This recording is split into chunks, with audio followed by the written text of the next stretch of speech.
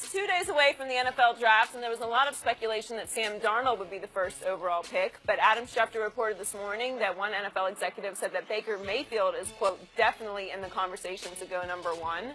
The Browns also have the fourth pick in the draft. Shannon, what's your reaction? I'm shocked. I just think there are some serious red flags, Skip. I think there are too many red flags with off the field. Skip, he can't do anything about his height. He can't do anything about that. But these judgment, the immaturity, the alcohol-related arrest, that's a serious red flag, especially for a quarterback in the number one position. Now, I believe, you know what, Skip, the bad luck they've had since 1999, I guess 28 different starting quarterbacks, one day they're going to hit on the next autogram. Is it going to be Baker Mayfield? Does anybody know who autogram is? No, go ahead. I'm sure they don't. Yeah. But there are too many red flags for you to ignore this. It's kind of like your check engine light's on. Yeah. You're like, oh, it's all right, everything. Then the car pushes you downside the road. You're like, what happened? Well, you kept ignoring that check engine light. Yep. These red flags are here, and everybody wants to brush them and say, oh, they said the same thing about a certain. Well, once he grows up, because the NFL is a business now, he's not going to have to go to class. I mean, you know, this is work. This is a job now. How many guys have we heard that about, Skip? And the same issues that they had in college with immaturity or maybe alcohol or whatever the other issues were surfaced once they got to the NFL. Coming to the NFL just makes you more of what you already are. Peyton Manning didn't start studying once he got to the NFL. He prepared like that when he was in college. Tom Brady wasn't meticulous like this once he got to the NFL. He was meticulous like this when he was in college. That is true. There's a great chance. Now, hey, he can rewrite his story, but the parallels between him and Johnny Manziel, they're there. And he could have done, you know, we could have, if no red flags, he's probably compared to Drew Brees or Russell Wilson.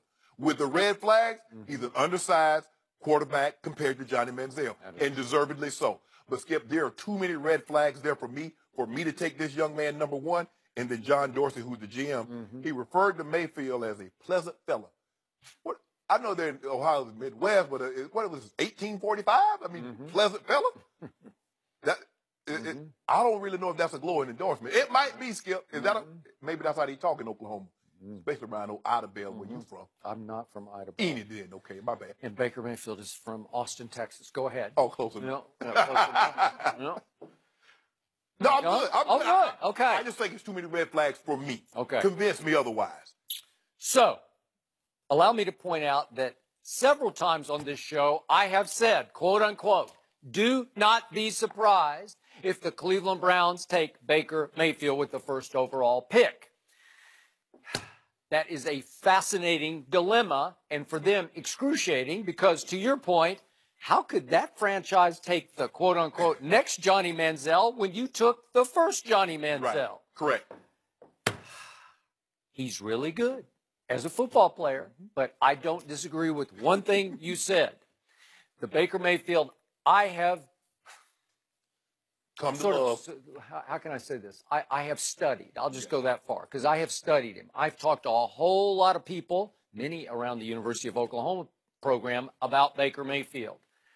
He's won a lot of games, and he's won a lot of parties. He does like to party. He likes to be the life of the nightclub, let's call it. And he did get into an incident in Fayetteville, Arkansas, and why he was at around the University of Arkansas when he goes to the University of Oklahoma, I have no idea. Something about the girl he was dating, he had a friend there, and they went. And you know the rest of the story because he was arrested for public intoxication. And he tried to flee the authorities and got thrown up against a brick wall. And he's lucky he didn't get somehow injured in that melee that resulted. Yeah. Tackling is the only thing he has to worry about. That is correct. So this boils down to this. We had a guy the day after the national semifinal, Georgia versus Oklahoma. Georgia won in double overtime, as I recall. Right. We had a guy named Charlie Weiss, who once upon a time was Tom Brady's first offensive coordinator for the New England Patriots, who knows a thing or two in pro football and college football, coached obviously several stops. Notre Dame, Kansas. You know. He sat right there and he said, for me, it's over. And he pointed at Baker Mayfield and he said, I'm taking that kid number one overall and I'm not looking back because he has things you cannot teach and you cannot coach. whatever that thing is. He will compete. Now, he will over-compete when he gets on the sideline, as you know. We had the crotch grab and we had the coin flip issue with the Kansas players. That was Kansas. Right. And he's going back and forth with people in the stands at Kansas. This is the doormat of the Big 12. Didn't he get into it with TCU talking about your daddy's here now or something? I mean, no, that was Baylor. Oh, Baylor, okay. Baylor. And then he threw he hit the kid. Yeah, he was just warming up, and he drilled TCU player right in the helmet as he ran along their back line of their end zone. This was perplexing. You had an opportunity to get two quarterbacks with no red flags, Carson Wentz and Deshaun Watson. But you blew it. So that's over. It's gone. And now we have sort of a new regime here. You mentioned John Dorsey, who's been around, veteran GM. So whose call is this? Is it John Dorsey's about he's a nice fella? Or is it Jimmy Haslam, who attended, remember, you already know then, the pro day of one Sam Darnold, the rain pro day, and sat with Sam Darnold's parents. In the rain. Yeah, in the rain. Wow. That's it. He wowed him, too. That closed the deal. He wowed him, too. Yeah, I'm sure Jimmy walked away from that or flew away in his private jet thinking, that kid is something. I love his parents. I want that kid. That's a kid we can build around. You see him show up and throw in the rain. His teammates. Yeah. Way to go. And then the wild card in all this would be the head coach, who still hadn't won a game, like he's having a hard time, but he is a good coach. Yeah, he is a good offensive mind. He is a good quarterback teacher and maker to me. And I just got an inkling. I just have a suspicion. I have a gut feeling that if it's Hugh Jackson's call, it's Baker Mayfield. Because I got to tell you, if we can eliminate all the extracurricular, he can play. He can throw it, man. He's got a big arm. He's got a big arm, deep arm. Baker got a little Hugh in him. Hugh might see himself in Baker Mayfield. Maybe. No, I'm serious. That is true. I'm serious, too. Okay, so Baker Mayfield, the last 2 years, led college football in total QBR. It's hard to do. Yeah. It means you were performing at the highest level. It means you are deadly accurate, which he is. He can throw it long. He can throw it medium. He has nice touch on all the short balls. And as you know, he will lift the whole organization with his competitive juices. They just spill out. They flow. Do they overflow? Could he sort of go Russell Westbrook last night where you're overran? Maybe. But he can play the position, and he does have some Drew Brees in him from the pocket. But, Skip, here's the thing. People say, well, Drew Brees. Do they realize Drew Brees played his entire career in San Diego and in the Dome in New Orleans? Atlanta has a dome. It doesn't get that cold in Carolina. I agree. Okay, Russell Wilson has a 10.5-inch hand. He has very large hands for a man his size. So, now, last I checked, let's see, Pittsburgh. Does it get cold? Joy, you're from Pittsburgh. Does it get cold? What about Cincinnati? Does it get cold? What about Cleveland? What about Baltimore? So you got to factor all those things. I mean, of the quarterbacks, Darnold has his hands bigger than his. Allen has the biggest hands of these quarterbacks. You need somebody that's going to be able to handle. Now, I get it. Oklahoma is not Miami, but it's the snow and the wind like he's going to face in the AFC North. You need to factor all that in. But for me, Skip, at that pick, number one, I'm going to go safe as opposed to splash. I got to, Skip. I can't risk it. Because think about it. Okay, Tim Couch, number one overall, Quinn, Weed, and Manziel, they were first-round quarterbacks.